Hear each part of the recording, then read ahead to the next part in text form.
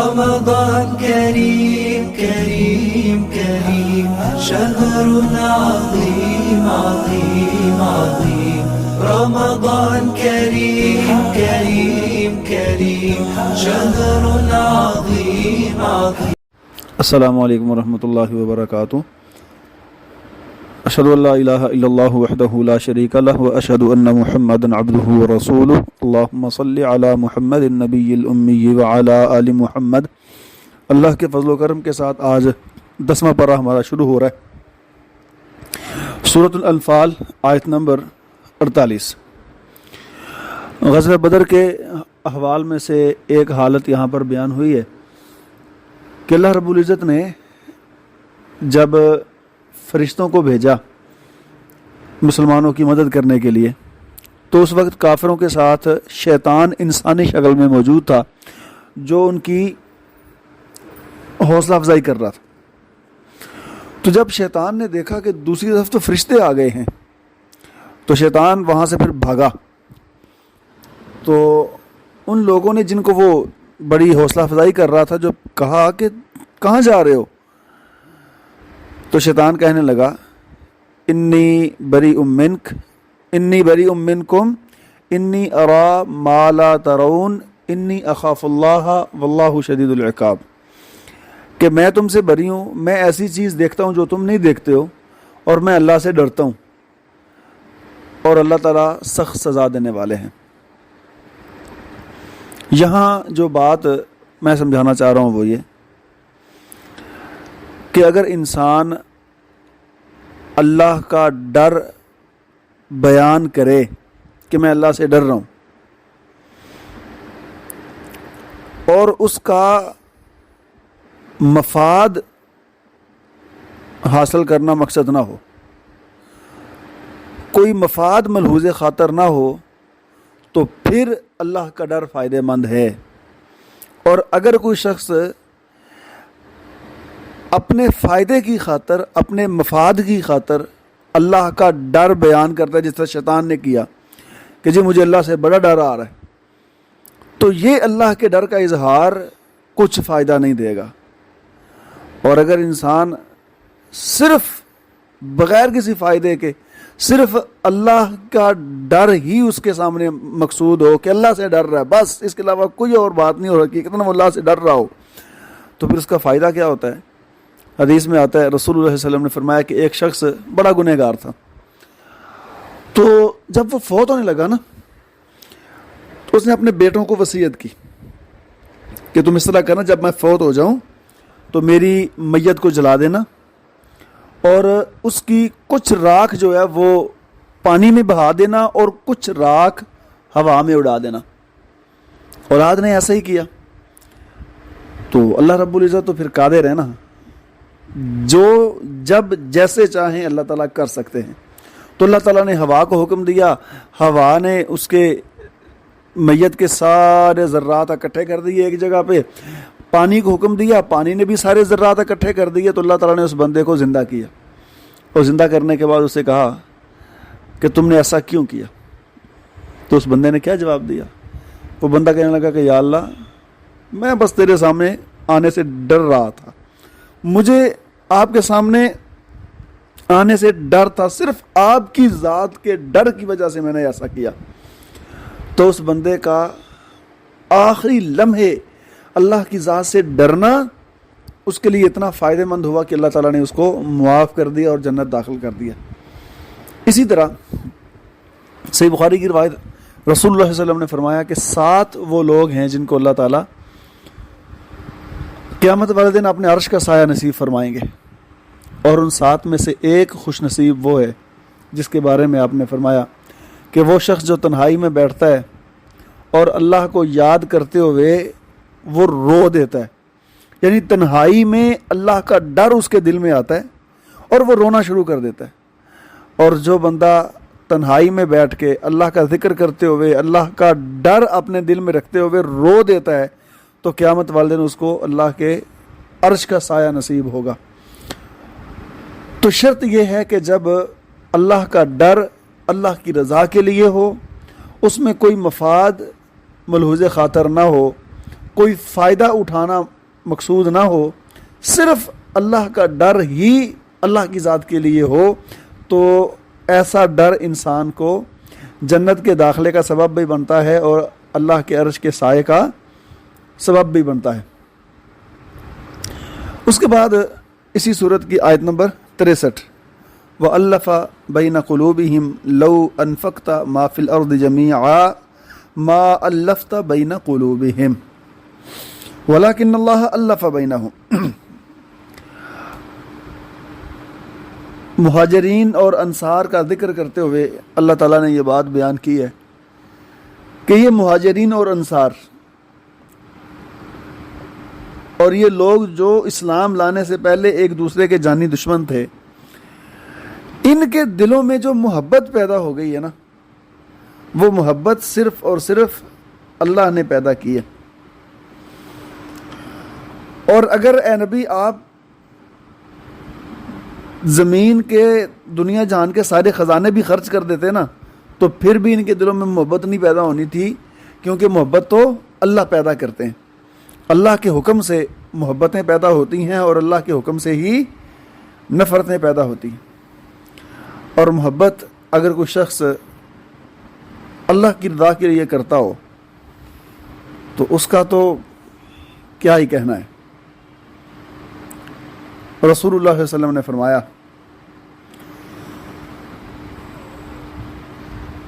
کہ ایسا شخص جو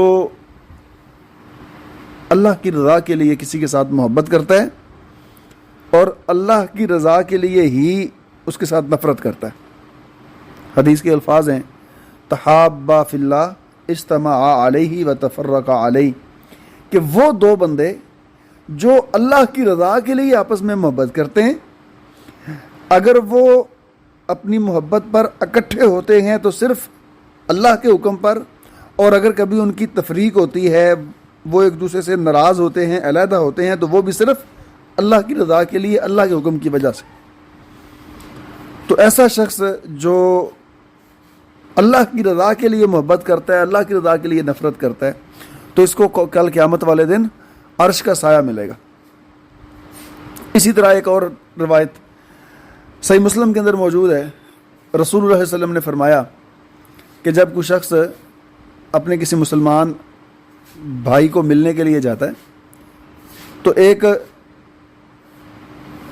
انداز اللہ تعالیٰ نے یہاں اپنے بیان فرمایا، تو راستے میں فرشتہ اس کے ساتھ انسانی شکل میں ملاقات کرتا ہے اور اس سے پوچھتا ہے کہ تو کہاں جا رہا ہے؟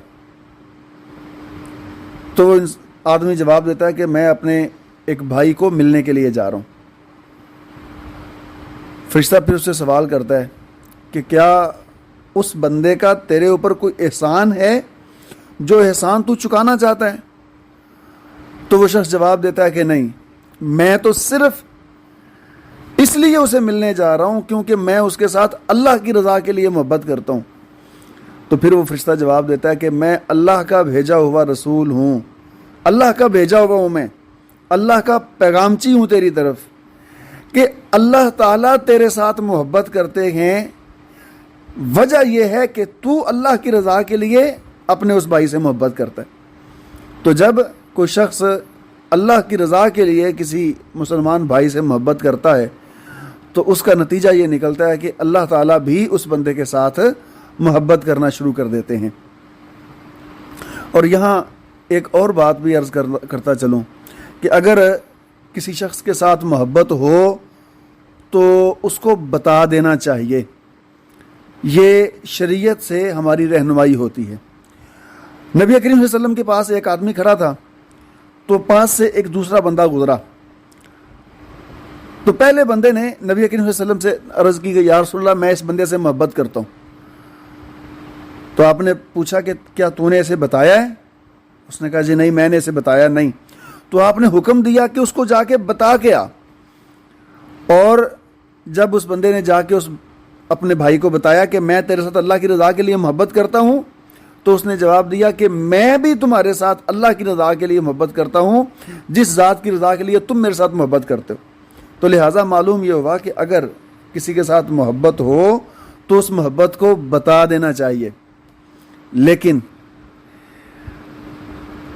یہ محبت ہونی چاہیے.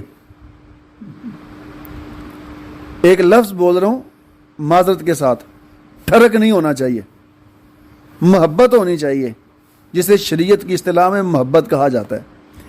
اب محبت ہے یا دوسری قسم ہے، یہ فرق کیسے پتہ چلے گا؟ چند چیزیں ہیں جن کو ہم سامنے رکھیں تو یہ فرق معلوم ہو سکتا ہے.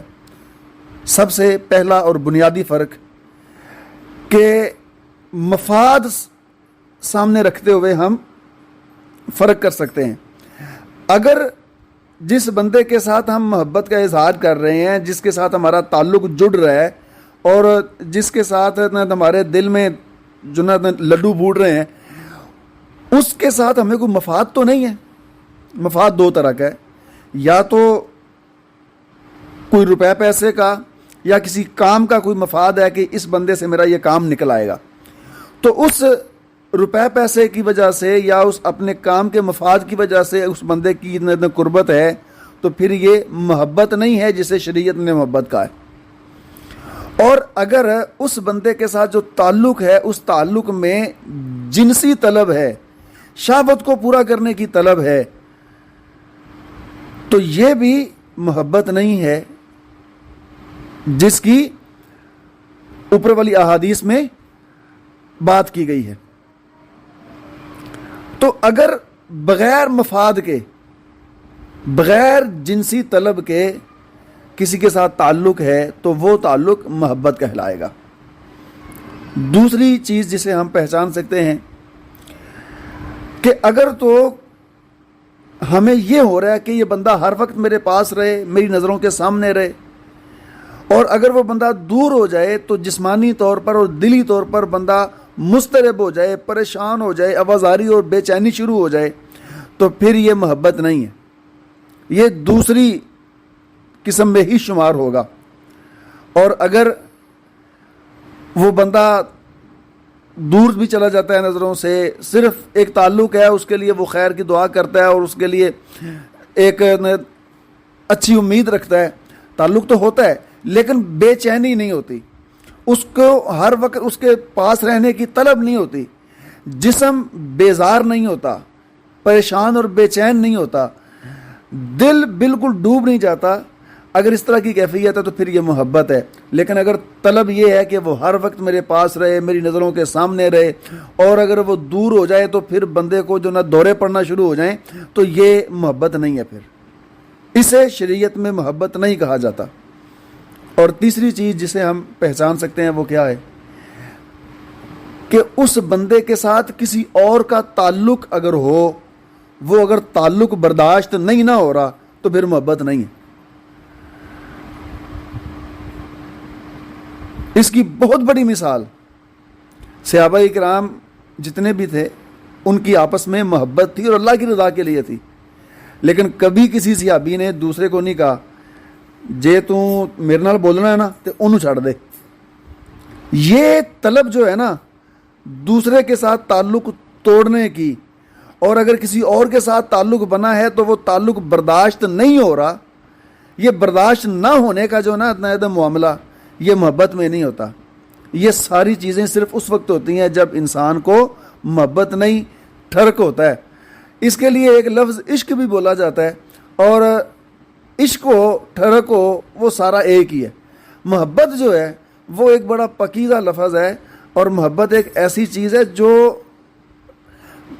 بہت ساری انسانیت جو ہے نا اس کے اندر سما جاتی ہے. لیکن صرف اپنا فائدہ، اپنی غرض، اپنا لالچ، اپنا مفاد، یہ ہوتا ہے دوسرے معاملے میں. بہرحال اس کی کچھ اور بھی چیزیں ہیں جس سے ہم پہچان سکتے ہیں، اور پھر اس کا علاج بھی ہے. ابھی وقت کیونکہ نہیں ہے تو ساری چیزیں بیان نہیں کر سکتا، انشاءاللہ پھر کبھی موقع ملا تو یہ چیزیں آپ کے سامنے بیان کروں گا. اس کے بعد آیت نمبر 74، یہاں اللہ رب العزت نے مہاجرین اور انصار اور مجاہدین کی بات کی ہے.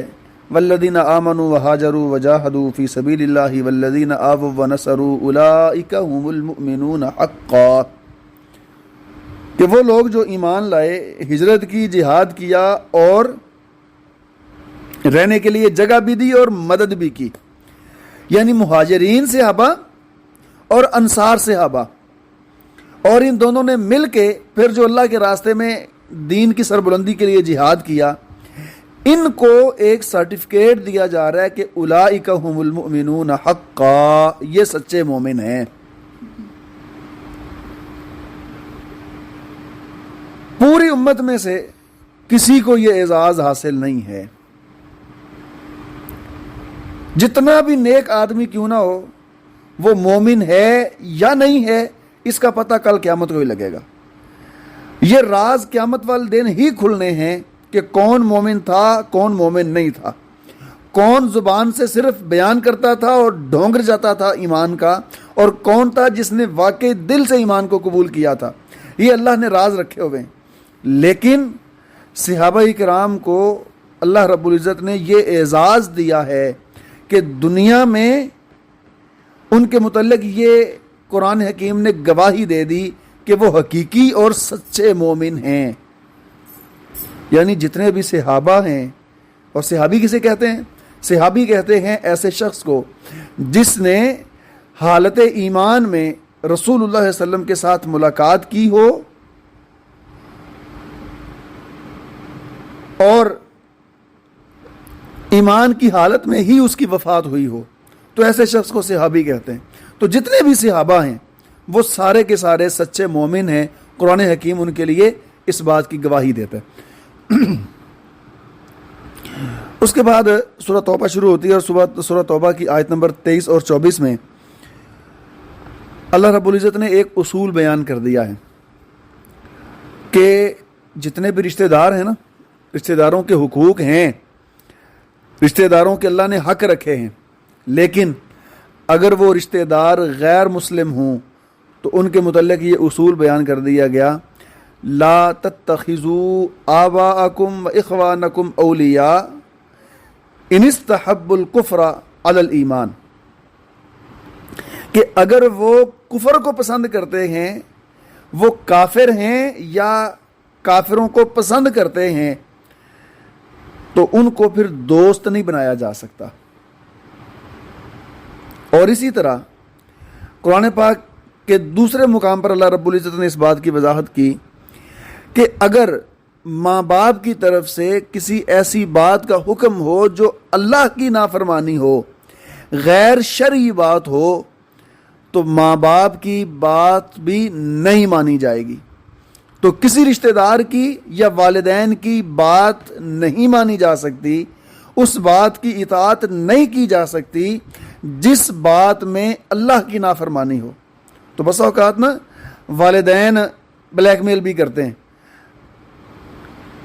کہ بات منوانی ہوتی ہو، پھر ساتھ ہی اللہ نے حکم نہیں دیا کہ والدین کی بات مانو، تو والدین کی وہ بات ماننی ہے یا رشتہ داروں کی وہ بات ماننی ہے، بزرگوں کی وہ بات ماننی ہے جو اللہ کی نافرمانی نہ ہو۔ اور اگر ایسی بات ہے جو بات اللہ کی نافرمانی ہے، گناہ کا کام ہے، اور وہاں کسی اسلامی حکم کی، اسلامی قانون کی خلاف ورزی ہو رہی ہے، تو اس بات کو نہیں مانا جائے گا۔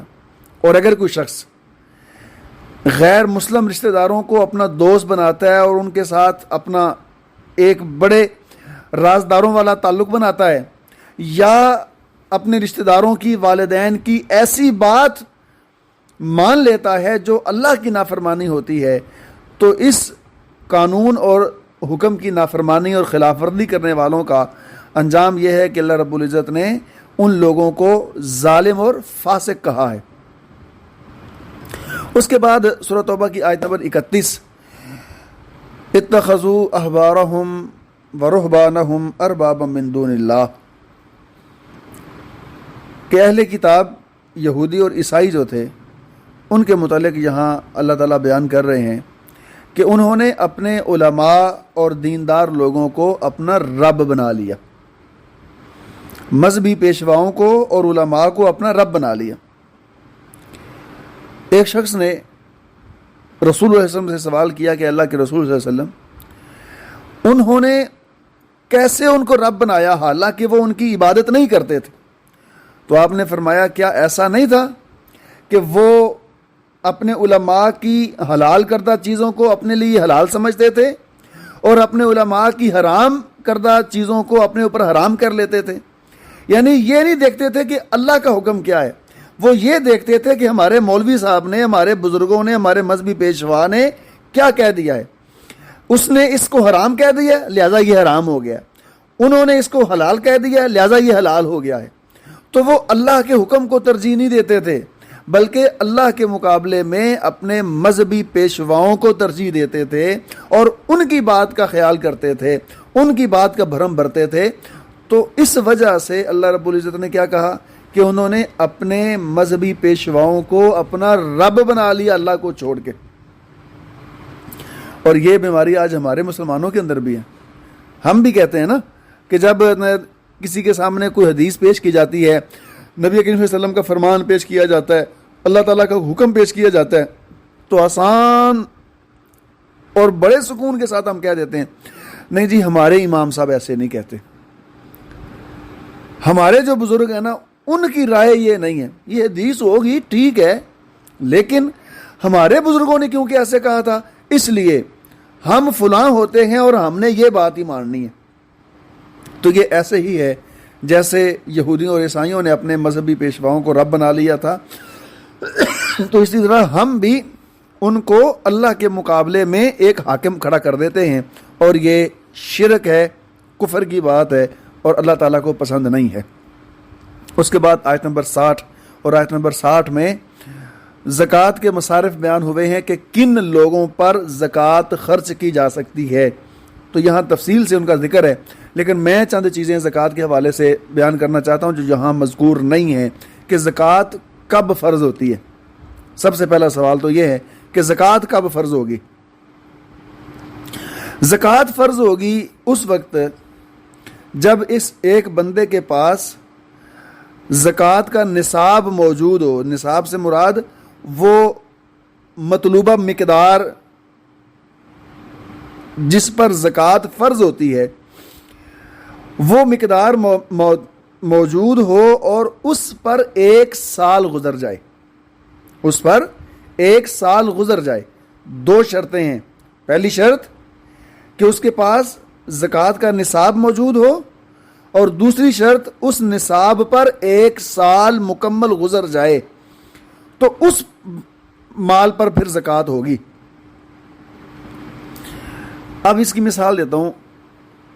ایک بندے کے پاس بکریوں نے اس نے رکھی ہیں اور 2-4 سال کے اندر اس کی بکریاں اضافہ ہوتا گیا، بڑھتی گئیں اور اس کی بکریاں 40 ہو گئیں.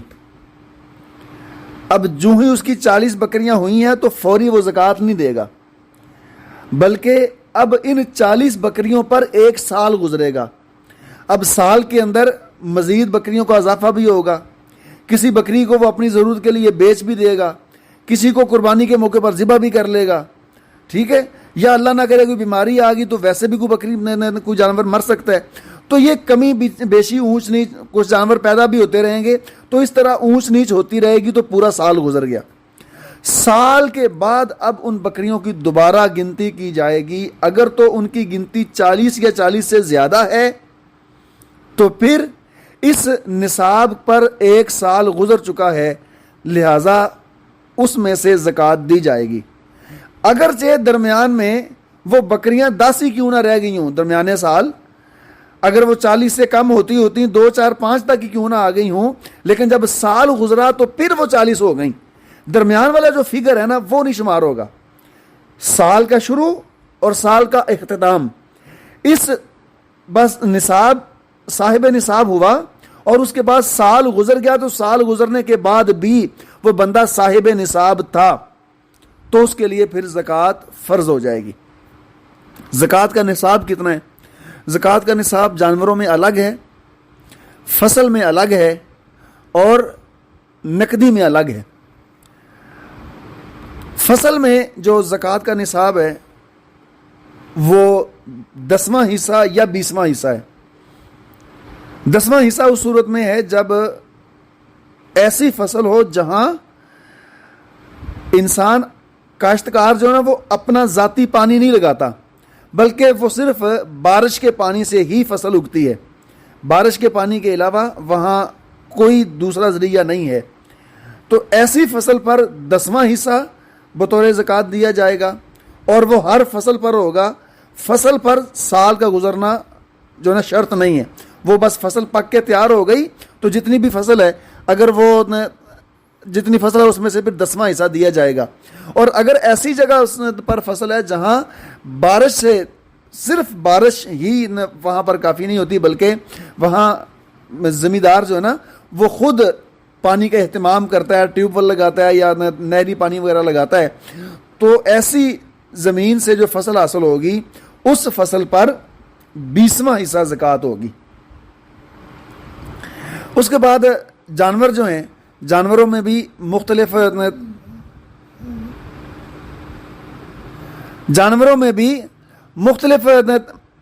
جانور ہیں۔ گائے کا نصاب الگ ہے، اونٹوں کا نصاب الگ ہے، اور بکریوں کا نصاب الگ ہے۔ اس کے بعد نقدی جو ہے، نقدی میں ہمارے پاس 2 طرح کے نصاب ہیں، یا تو درہم ہیں یا پھر دینار ہیں۔ 200 درہم ہوں تو پھر زکوٰۃ واجب ہوتی ہے، اور اگر دینار ہیں، سونے کے سکے ہیں، تو وہ 20 دینار ہوں تو زکوٰۃ واجب ہوتی ہے۔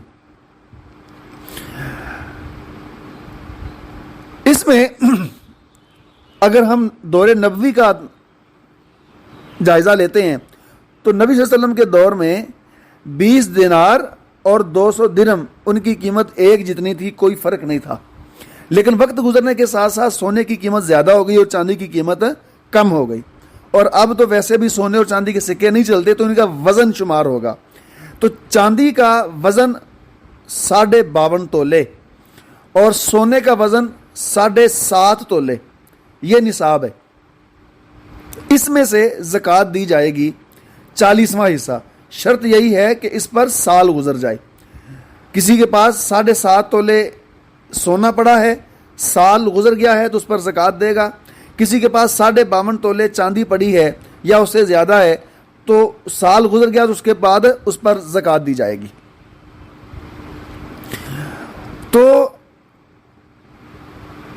یہاں اب سوال یہ پیدا ہوتا ہے کہ اب تو سونے اور چاندی کی قیمت میں بڑا فرق ہے، تو سونے کے حساب سے زکوٰۃ دی جائے گی یا چاندی کے حساب سے؟ نبی کریم صلی اللہ علیہ وسلم کے دور میں کیونکہ دونوں کی قیمتیں برابر تھیں، تو اس لیے ہمارے پاس اب چاندی بھی بطور نصاب ہے اور سونا بھی بطور نصاب ہے۔